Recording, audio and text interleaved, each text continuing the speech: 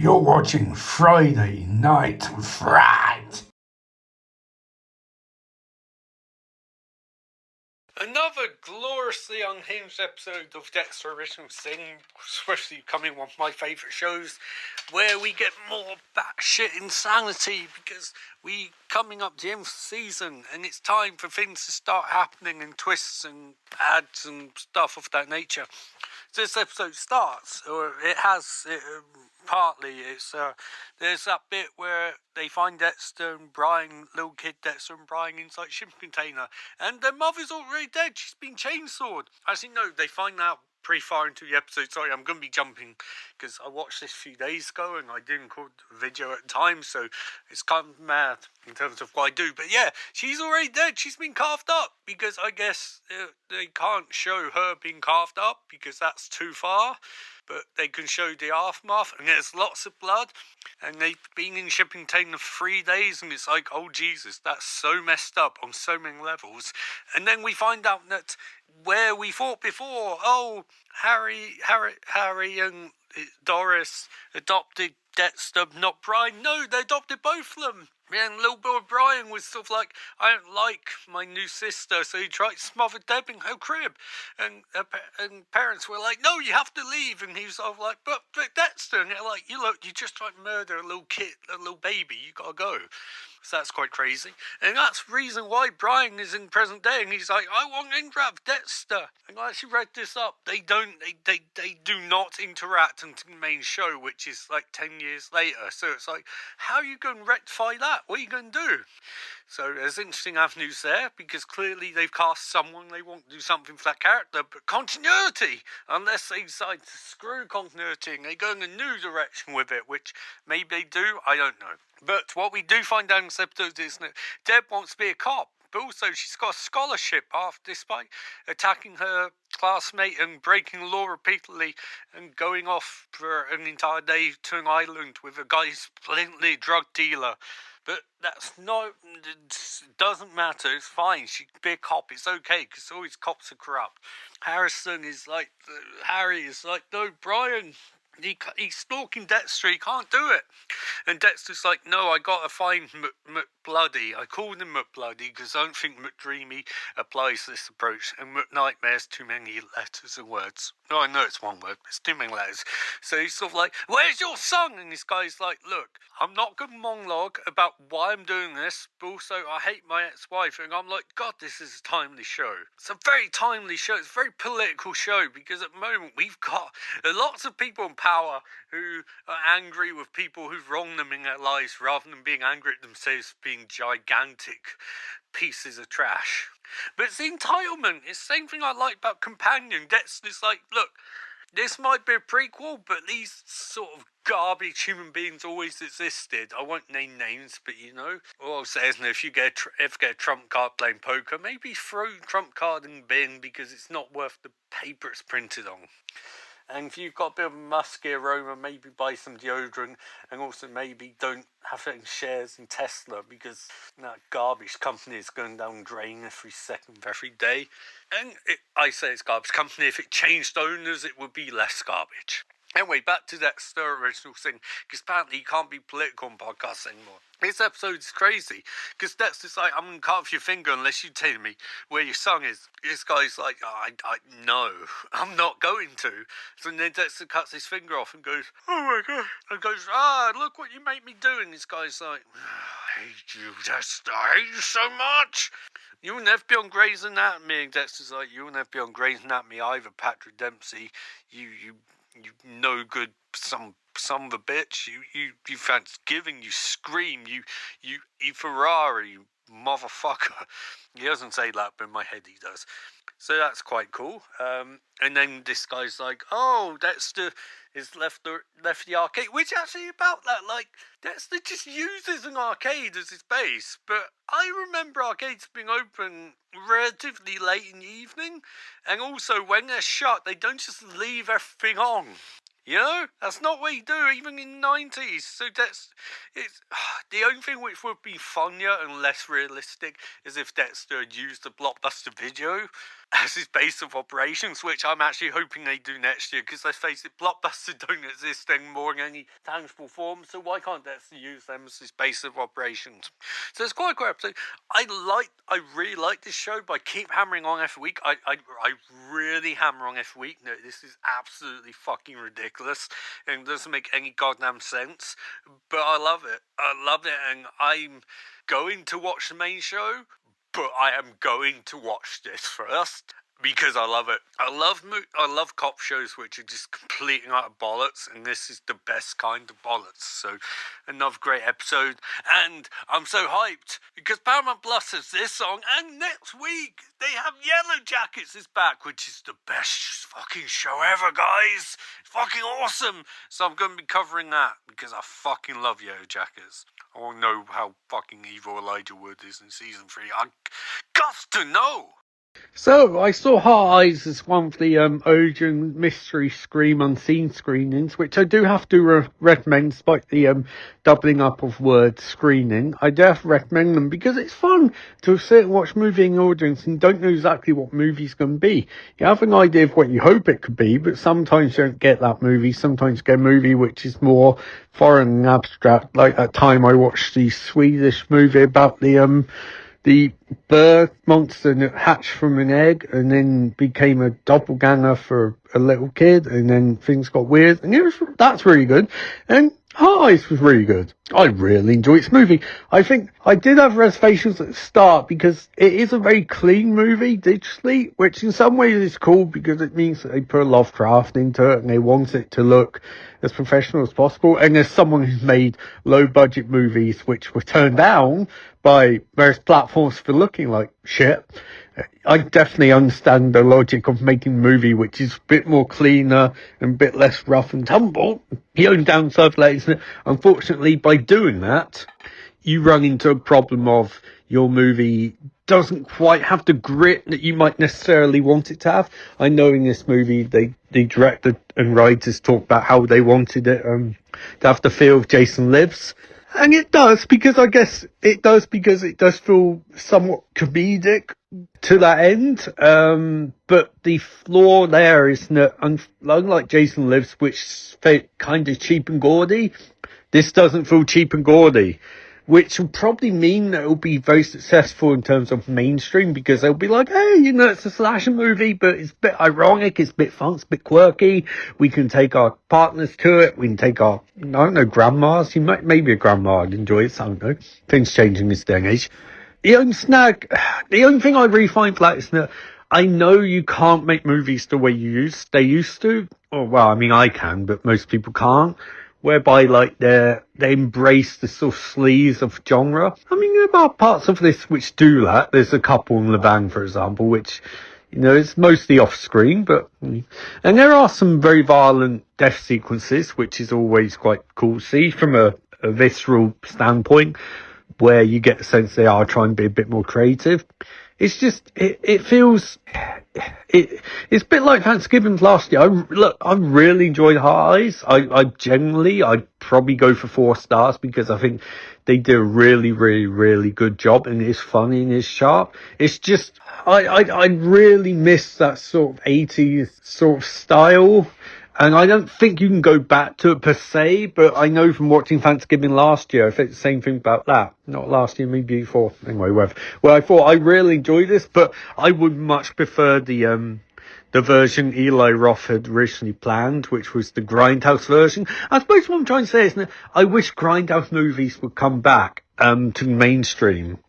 Maybe they're never in mainstream. But I just wish that there's that vibe that would come back of we're going to make an uncompromising horror movie. Because this is one of those ones where I think they are going for the mainstream in terms of the romance. It's kind of chaste, it's kind of nice, it's kind of, I suppose to agree and say sexless. Because obviously you have couple and bang, but main couple don't really seem to vibe in that regard, which isn't a problem. You don't always have to, but I don't know, man. I think I'm getting more into stuff on Arrow and stuff on Shudder, which is able to be a bit more progressive is the wrong word, but sort of brutal, uncompromising, I guess. Heart Eyes is it's a very, very good horror comedy, and I definitely recommend you go see it because it's genuinely really funny. And it's a bit like Freaky and those sort of movies where it's clearly made by someone with a love for the genre, made by people with love for the genre, but it's also made by people smart enough to know what they can and can't do. And I get that, and I do really understand that. So you want your movies to be seen by broadest audience possible. But there is something to be said about that I'm just going to make this for me mindset. And I don't necessarily think this one was made as a sort of artistic gesture. I think it's a very, very competent, very good, very competent, like, mainstream movie for a horror movie. I suppose you can say best thing to say about it is it's definitely a gateway into that more weird horror, but it just doesn't feel as sort of like nasty and sharp and brutal as the movies it's trying to ape. But I suppose that's different between this and something like In a Violent Nature, which in Violent Nature is just that's it. It's just a nasty, nasty, nasty horror movie. And that's the reason that gets on Shudder and gets some critical acclaim, and this gets some critical acclaim, but goes to cinemas in terms of a big, wide release. So, yeah, I definitely recommend go see it. It's not quite the movie it could have been, but it's a very, very good movie on its own merit. So 4 out of 5. God damn this TV show. God damn Severance. It's so goddamn good. I'm trying not to swear in this part of the thing. It's so good. It's so good. It's just like, Jesus Christ. Like, I was watching Lost back in the day, and I remember Lost. It was like an incredible experience watching it weekly. The characters and the depth and flashbacks and what was going on, all of that. I gotta be honest, like, I love Yellow Jackets, I really do, and I think it sort of has a bit of that. But Severance is just like, it's just A+ fucking acting. Swearing now, Jesus. It's so good. It's so good, and it's by Ben Stiller. He's like one of the key people behind this, and it's like, wait, what? No, it's so good. It's just, firstly, I want to give John Turturro credit for this episode, because he was goddamn incredible. And I also want to give him credit because they went with what was probably the most predictable twist. Not even twist, like, I've been reading up on Severance as the season's gone on, and we've all had suspicions that this was where they're going to go. But the nice part about a show like Severance is, yes, it's to a degree it's the predictable route, but predictable isn't bad if you do it well, and they do it brilliantly. Like, it's just brilliant. There's so many clues as to where it was going, but then you get to the actual scene with John Turturro and Britt Lower, and it's just like, it's just an acting showcase the whole time. And we even get a weird ass dream sequence. I love weird ass dream sequences with Christopher Walken and the witch woman, and they're like tap tap tap tap tap tap tap tap tap. I suppose maybe that's meant to be Helly, but it's just so intensely creepy. And when they finally do the big reveal, it's no satisfaction to it in terms of the characters. It's just like, this is a horrible situation. They're all screwed, and you're also in the middle of nowhere, and they're being red pastures from. I'll be honest, like, Kira to me is just, what a creepy ass fuck. This whole Lumen thing's so fucking creepy. Like, it's brilliant how creepy it is, but it's really weird and messed up. In the story, and them laughing because basically, as Hedley put it, it is about a guy whose brother jerked off in front of him, and that brother turned into, like, the forest. And it's so ham-fisted and terrible. It's got to be a parody of Scientology. It really has to be. But the whole nature of it, in fact, that these people at Lumen buy into this bullshit, is pretty accurate to how people buy into religions in real life, to be honest. It definitely seems to be a sharp satire of that. And also destruction for this idea that you need to, like, invest your whole half a being or whole being or whatever in work. So I love this show and think the acting, like, just top to bottom, is brilliant. It's the best show on TV. It really, really is. Don't give me any for this crap. It's what I think Lost was trying to be, but Lost sort of overplayed its hand, and it's sort of like, I suppose it's benefit of being on something like Apple Plus, because they had time to do it properly. Yes, there was a long-ass wait between seasons, but they did it properly. It came back, and it was better than it was last year, and reveals are good, and the acting's great, and writing's sharp, and it's just, it's so cool. I mean, I said earlier in the review, in that review I did of Heart Eyes, where I was like, it's very clean and polished, and I think to an extent Severance it's a stunning program in terms of production values, but it's also okay with getting fucking weird and odd and idiosyncratic and just random, just stuffed in there that's just odd. But it does it in a way that Yellow Jacket doesn't. Yellow Jacket, I don't think, quite commits to the mainstream aspect, whereas I think Severance is definitely a show for water cooler. Did you see that? Did you see that? And Nick and John Turturro and Adam Scott and Britt Lowe and the fucking reveals and fucking everything, you know? It's definitely a show where you get buzz watching it and then reading theories about it and seeing where people think it's going to go. But also there's something a bit cooler than Lost, because Lost, I think, was always trying to go with the mindset of, hey, we're going to twist and subvert and we're going to throw in big moments, which was cool. But Severance is more like, we know where we're going, or they know where they're going. They have it all planned out, and they're just going to tell you that story. And they're not worried about whether people get worked up over twists or anything like that, or lack of them. So yeah, fucking love this episode. Give John Turturro the Emmy now. They probably won't. Maybe it's already past the Emmy season. I don't know. Just give him an Emmy. 5 out of 5. Best episode yet. Loved it. Can't wait for the next episode, which is on the same day as Yellow Jackets. Yay! This one's a weird movie to review, and the reasons weird movie review is I love kung fu movies, I love action movies, and I actually do like a good rom-com. I really, really do. And I also really love movies where they'll pick an actor who is underutilized, or not known within that genre in terms of popular consensus. They'll stick him in the lead role in movies like this, and it'll be a career renaissance, and it'll be brilliant, it'll be fantastic.